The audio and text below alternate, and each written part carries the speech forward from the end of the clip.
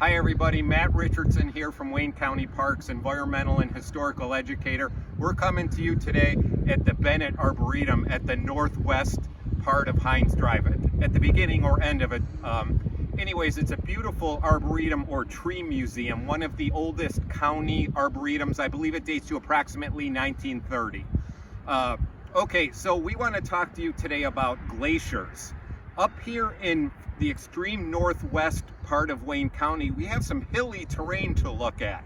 I often think of Wayne County as being primarily flat, but there is some nice hilly terrain to see, and that's largely formed by glaciers. You folks that use Hines Drive for biking a lot and come up this big hill in Northville know about glaciers. That's what caused it. It's these glaciers moving, carving the land, carrying rocks, depositing rocks, making hills. So though it's challenging for biking, a lot of cross-country runners like to come to the Arboretum and enjoy running on these hills and the challenge of that. So a glacier is moving ice, moving by its own weight. Some over 10,000 years ago, Michigan was covered in ice over 2 miles thick. I think about that looking up. 2 miles up of ice. Unbelievable. And powerful, carrying rocks and such, depositing them, making lakes. You guys that like to go to the Irish Hills, all those little lakes are from chunks of ice left behind, kettle lakes. Here, these structures, I don't believe they're big enough to be what you would call a moraine. I believe these are, I forgot the term, maybe kettle, or kames, K-A-M-E-S, kames, all these small hills.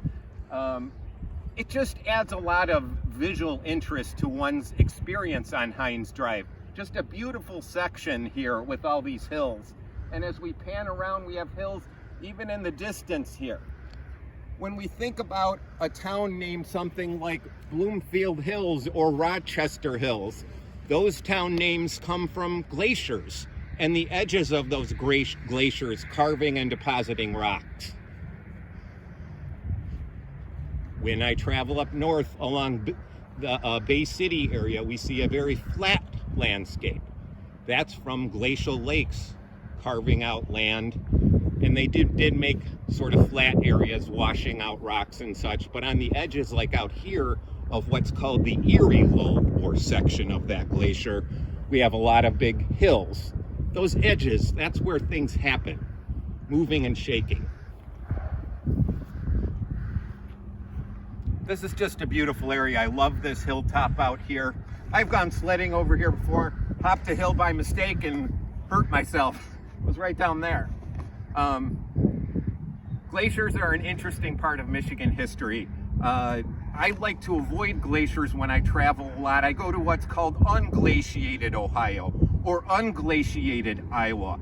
I like the drastic landscape with rock showing that hasn't been pulverized.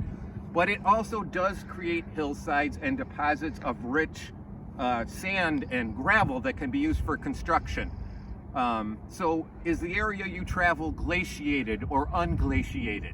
When I drive past North Branch going up north, I look to the right and see the large Ogama Hills, and I feel very wonderful. I enjoy those large landforms. That's a moraine of the Ogama Hills.